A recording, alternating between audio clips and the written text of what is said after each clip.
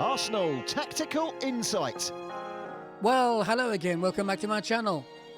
Right, I should normally say hello internet people. Welcome back to my channel. Today we're looking at Brighton versus Arsenal. Have a look at Brighton's team. I've got to be honest with you, right? The only one I recognise in there is João Pedro. I think he's a baller. In fact, they got very good ballers in the team, and they got good subs to bring on as well. As for Arsenal's team, the absentee there, which we were quite surprised actually with Odegaard on the bench. And me, when I first saw this, I thought to myself, he must be carrying injury or something must be wrong. Anyway, the game we started, that was quite well actually. I thought we controlled the play quite well. Brighton tactically came to press us very high, making it very hard for us to play out. But we managed to play out and got the ball in their half. Eventually a wonderful pass, which found Ranieri on the right-hand side. And he slotted that ball in, made it 1-0 to the Arsenal.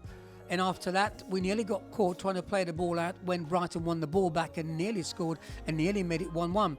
I would say the first half, even Stevens, apart from our goal, because Brighton did play well and made it very, very difficult.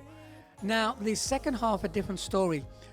We came out, they made a couple of changes, which for me affected the game. They didn't show us the respect they were showing us in the first half. They came out of it more and threw more men forward. At times, they had 4 men going forward. And I thought that was a change for them. As for us, we didn't come up with the same intensity, passing that ball, moving it quite well.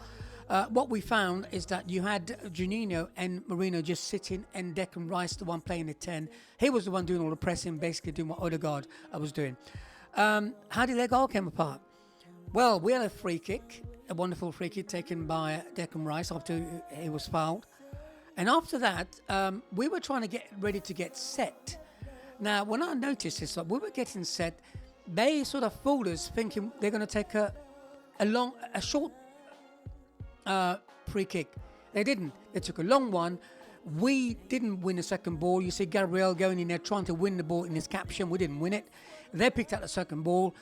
They carried on, went forward. The ball bubbled up, and I think Saliba headed it once and then headed it again, but this time he headed it and had hit one of the Brighton's players. Penalty was given. Clash of heads, as I call it.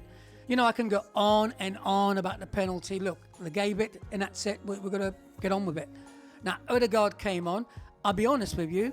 He came on. He didn't look himself. He didn't get many touches on the ball. When he got on the ball, couldn't really do much. And we didn't really create much. In fact, it was about them looking to win it. So can I say we held on a little bit in the end? We didn't have much control in the second half. They came on to us. Although our defence, I thought, was quite well, except for that little blip with a penalty. We'll move on to the next game. So I hope you enjoy this. On to the next game. Now, you're only as good as your last game. Everyone says that.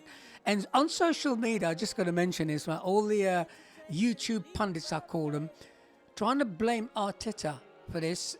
Why didn't we pick this team? And why did we take Ranieri off? You know, all those went on YouTube and their Twitter accounts afterwards, when guess what? They found out Ranieri had a muscle injury. That's why he was taken off. Odegaard, he didn't start because he was carrying a slight injury. And there was a bug around the camp, and that's why. So I think I normally wait to see what Arteta says after his press conference before sending anything out. But the fan base can't help it. Anyway, that's my little moan about the fan base.